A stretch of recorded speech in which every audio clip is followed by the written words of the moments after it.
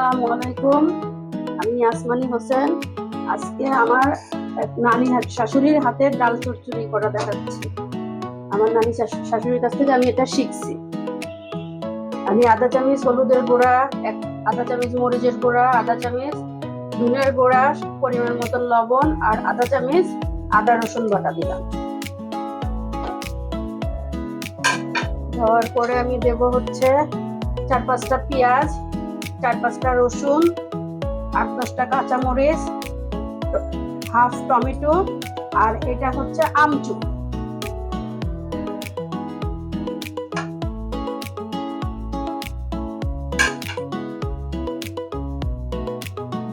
তেল দিলাম, দিয়ে আমি এখন এটা মাখাবো।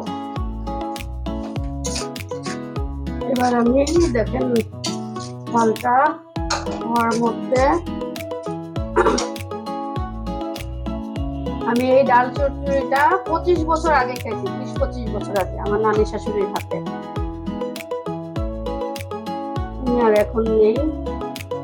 আর ওই নানি শাশুড়ির সাথে আমি রাতে কথা বলতাম রাত 2-3টার সময়। বুবু কি কি রান্না করছেন, কেমন করে করছেন, তখন আমার নানি শাশুড়ি বলতো কিভাবে রান্না করবা। এই ডাল চচ্চড়িটার মেইন হচ্ছে আমচুর।